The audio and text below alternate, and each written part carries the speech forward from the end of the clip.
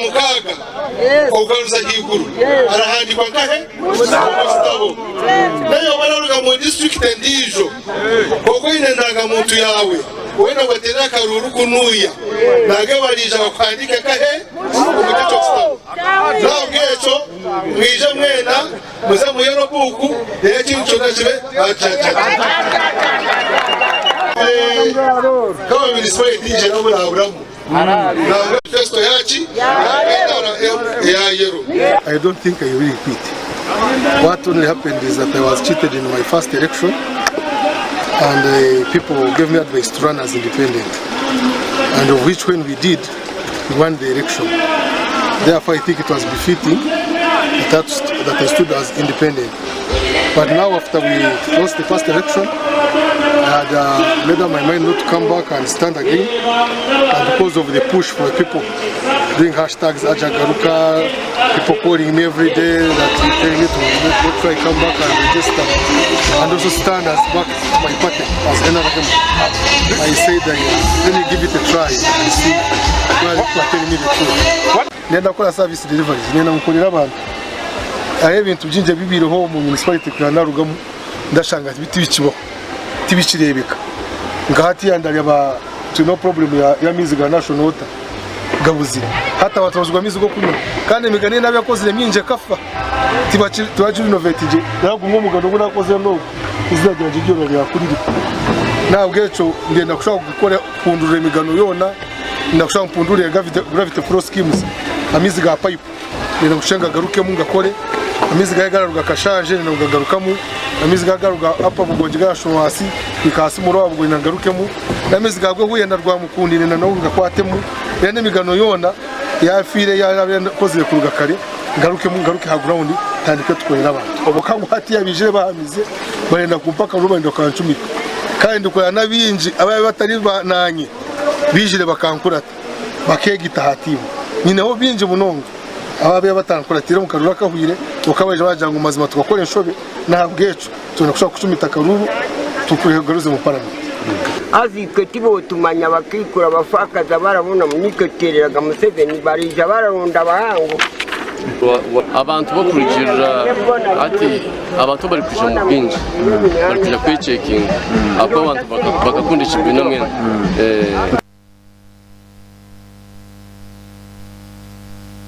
Another news, Honorable Barnabas Tinkasimne, the Member of Parliament representing the people of Buyaga West constituency, has warned President Yoweri Kaguta Museveni against rumors that his son, General Kainerugaba Muhoozi, wants to succeed him. Honorable Barnabas says that it is not correct and therefore seeks President to think about it. Let's take a look. That whereas we have been supporting his father, and we do still support him, we are not ready to support General Muhoozi, President Museveni. You have been around for very many years as a president. God has been kind to you. Ugandans have been kind to you. Don't abuse our goodwill. And don't think that the goodwill we have had for you is the goodwill we are going to give to your son. If you are breaking, if you are not living by the law, when you are just an aspirant, when you become a full one, will you obey the law? Are we not going to see another Amin in this country? We are not in politics to clap hands for a particular family. We are in a politics to ensure that there is sanity. When we see a serving army officer coming out contrary to the Constitution, Article 208, and contrary to UPDF Act, Section 99, which requires that anyone in a uniform, should you desire to participate in politics, you have to resign or retire from the army. We are asking President Museveni,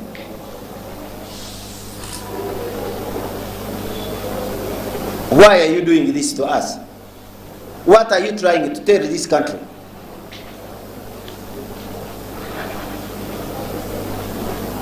Or you are trying to confirm what you earlier said, that for you these documents are just nothing. These ideals were passed on to us by Ugandans who fought dearly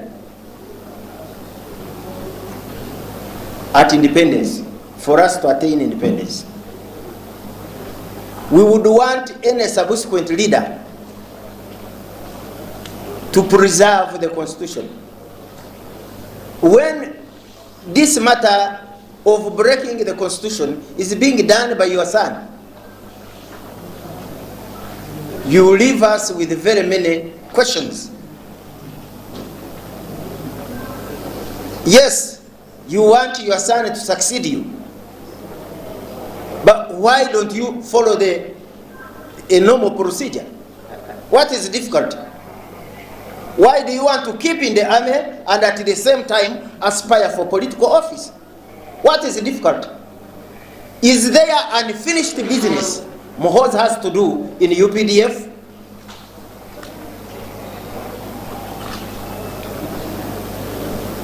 If it is there, then you tell him to wait.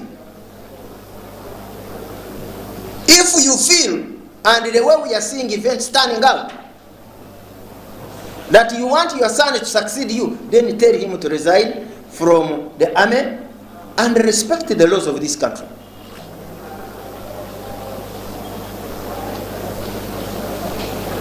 Now, the evidence before us is overwhelming that President Museveni is carrying out two campaigns: his own campaign and the campaign of his son.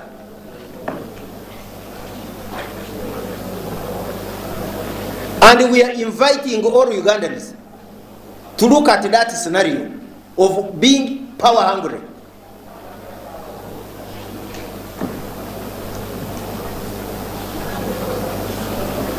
Does he want to turn this country into a monarchy?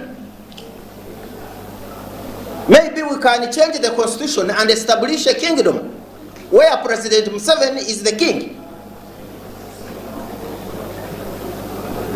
And then his son will properly ascend to the throne as a crown prince. But the way the constitution is, or the precedents that we have seen in this country, Uganda is not yet a monarchy. We have monarchs like Busoga Kingdom. They can enthrone their sons, the crown prince. Bunyoro, Uganda, we will not have issues. But when you seek an executive office over the president, and you are running a campaign where you want your son to succeed, that's very, very unfortunate. If you are breaking, if you are not living by the law, when you are just an aspirant, when you become a forward, will you obey the law? Are we not going to see another Amin in this country?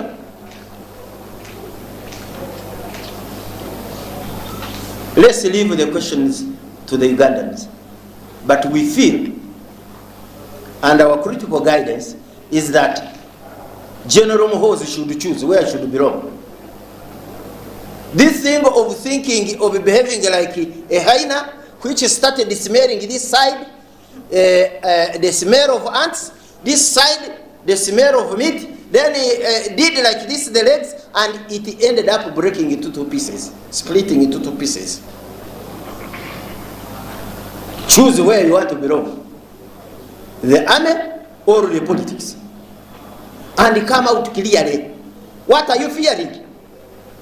If Tinka Simile Barnabas can go to his constituency without anyone, without being carried by anyone, and he wins a constituency 4 times.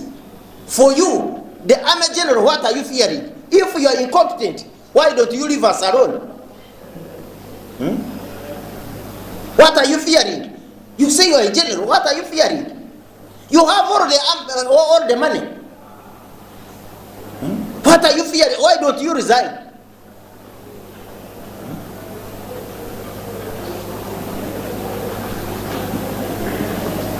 And we want to thank you so much for listening to us. Zasimwe, GNTV at 12.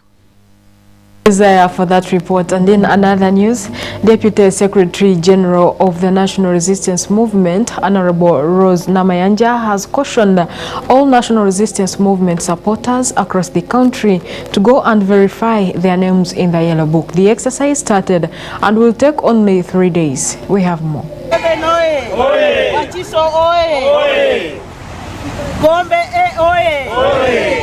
Basaba nemanya bamanyanze Rose Namayanja nsereko ndi mumyuka wasaba wandiisi w'NRM semateeka ya NRM ew'obuyinza saaba wandiisi okubanga yavunaanyizibwa ku regisita y'abamembazi baffe mu ggwanga lyonna n'olwekyo buli registra mu ggwanga lyonna yaweebweddwa obuyinza okuva mu ofiisi ya Secretary General. Naye nga Secretary General ye muwandiisi omukulu, ye registra omukulu waba registrars bonna. N'olwekyo nina omukisa nange okuba nti nze ngenda kuwandiisaayo omuntu wano. Registra eno nga bwe mugiraba twagikoze nga eraga district, eraga nti eno district y'e Wakiso, constituency Busiro County East, Wakiso Town Council, Parish Gombe Ward, Village Gombe A, buli village twagiwa kodi yayo, kodi yene eri 68208. Eri ewaffe mu biwandiiko byaffe buli tulaba kodi eyo tumanya ntuli ku Gombe A. Era ba members abali mu register eno bali 457. N'olwekyo tuli wano olwaleero njagala kwebaza okuba nti muzze mbungi okulaba nti mucekinga amanya gammwe ate n'abataliimu nga baagala okuyingira mu NRM okubanga bagenda kuyingira. N'olwekyo njagala okukola omukolo ogw'okuwandiisaayo memba omu oba okukebera enkalala, memba omu okukebera enkalala ze erinnya lye, then tugende maaso. Leero tewali muzannyo mu NRM, twagala kusigaza buli mbuzi ku nkondo yaayo okubalaba nti nkugaye mwalimu ab'ebibiina ebirala nga baali bakulembeze mu NRM nga babivamu tujja muteekako sita. Kati Kampala Central bwe netuuka mu kitabo ky'ekyalo eri ekamooca, mukulu Nyanzi chairman kuba yaliwo NRM bajja musazaamu n'okuzza obujja enkalala za NRM. Era ttiimu zaffe ziri mu ggwanga lyonna nga zirondoola okulaba enteekateeka eno bw'etambula. Njagala okubategeeza nti olwaleero mbaddeko mu Kampala ne mbaako mu bitundu ebimu, era nze kennyini nga omumyuka wa Ssaabawandiisi ne bayo b'empandiisa na wano ndi mu kyalo Gombe nsanze abantu nga bangi era n'empandiisaayo omuntu, naye ng'ekigendererwa nti omuntu okukebera erinnya lye nga kweriri.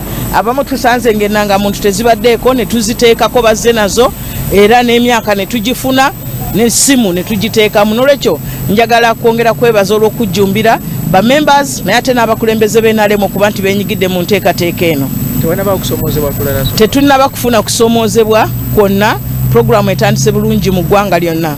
Abantu abo omulanga gwe tubakubira nti bw'oba tolina ndagamuntu genda, bw'obanga yakubulako okola application. Bw'onookola application for replacement balina ennamba gye bajja okukuwa, ennamba eyo gy'oba oleeta. Bw'oba olina voter location slip nga walonda ku luli, jangu leeta ennamba eyo, leeta voter location slip. Bw'oba obadde muyizi nga weewandiisiza ku ssomero balina gye bayita learners identification number. So kye twetaaga okusingira ddala byebikukwatako gwe nga memba. Obuzibu bwe tubadde tufunyeemu bubadde bwa budde. Abantu nga bwe bamanya abamu baakedde nnyo okugenda okukola ate nga baregistra batuuka ssaawa 2.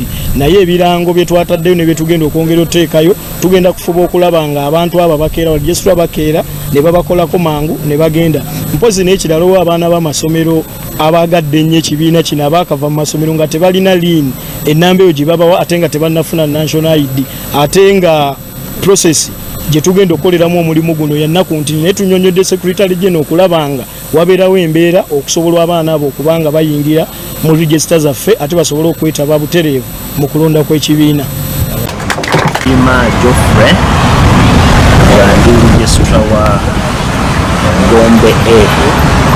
Exercise yaffe eno ya NRM Voters Register Update so far etambula bulungi kubanga tutandise essaawa 2 zennyini ba members ne babanga batandise okujja ssaawa 2 so far ku budde buno ziri ssaawa 4 twakafunako abantu 15 being the first day abalala bagamba bali mukuu bajja era nsuubira baisaawa nga 11 tujja kuba tufunye ennamba ewera n'abalala nga bagenda bagamba bannaabwe ne system gye tutaddemu mu kyalo okulaba nti no tujjukiza aba members abalala babe nga bajja ejja kuba etuyambako okulaba nti tufuna abantu bangi bongera okutegeera kiki ekigenda mu maaso era memba yenna na NRM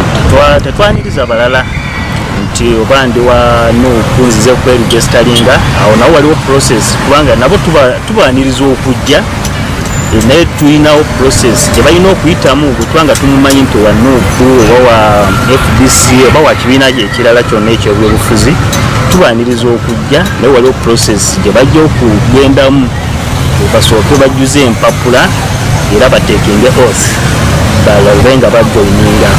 Abaana batannaba kufuna ndangamuntu zaabwe. Abaana batannaba kufuna ndangamuntu oba oli bw'abanga azze nga talina ndangamuntu ekisookera ddala eno exercise omuntu oteekwa okuba nga olina ennangamuntu tusobole okukucekinga bulungi amannya go nga gakorespondinga n'ago amannya agali mu register. Kati bw'obanga tolina nnangamuntu tulina ekitongole kyaffe ekya gavumenti ekikwasaganya ensonga ezo ez'okuregisitaringa ekya NIRA. Omuntu oyo tumwadvisinga okugenda ku NIRA asobole okufuna nnangamuntu, asobole okufuna nene namba then akomewo tumuregisitali. Tonnafuna ku bantu abajja nga tebabirina? So far naakafunayo ba members 2 ate nga ba NRM supporters nga tebalina nangamuntu era kyenkoze bawandiise wansi ku lupapula lwange era ne mbadvisinga okulaba nti bagenda ku NIRA basobole okuzifuna era kyenjagala okulaba connectingako n'aba NIRA ensonga eyo nga bagikwasaganya mba mbasindikira abantu abo tusobole okwanguyiriza okusonga ekyo. Amanya Seruma Geoffrey registra wa Gombe A. Asimwe GNTV Atov. Thank you, Desire, for that report. And in more news, Kabale District Local Government, in partnership with the Avis Foundation, handed over startup tools and equipment to the most vulnerable children and the youth with backgrounds related to HIV/AIDS. The Kabale Resident District Commissioner Godfrey Nyakahuma warned the beneficiaries on selling these equipment. Let's take a look. Kabale District Local Government, in partnership with the Avis Foundation, implementing partners of the USAID, handed over apparent startup kits to the most vulnerable children and youth with backgrounds related to HIV/AIDS service in the district. The goal of the project is to prevent new HIV infections and reduce vulnerability among orphans and vulnerable children, adolescents, and young women through economic empowerment, strengthen the local government and community platforms to increase and improve care services of OVC youth and their caregivers, and increased community-based clinical socio-economic services. Rebecca Nahabwe, the Kabale District Project Coordinator for Avis Foundation, speaking at the handover function held at Kabale District Headquarters, stated that 6 youth aged between 15 to 17 years were identified from different families across the district.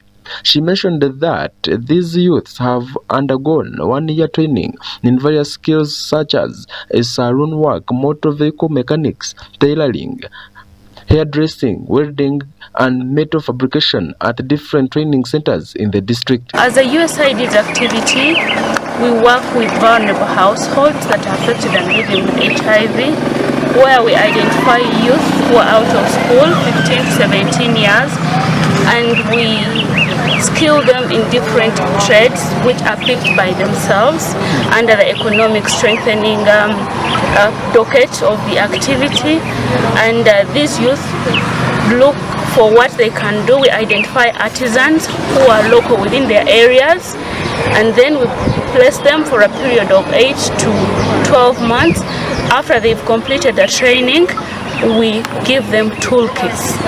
And so today we've called the youth out of school who have been on the training apprenticeship program with their caregivers, so that we are able to give out their startup kits. Nahabwe added that the project aims to improve children and youth health by economically empowering them with startup kits for their chosen skills. She revealed that each youth receives 500 Ugandan shillings for their training, with approximately 15 million being used to graduate this year's 6th youth. Today we have a total of 6 youth.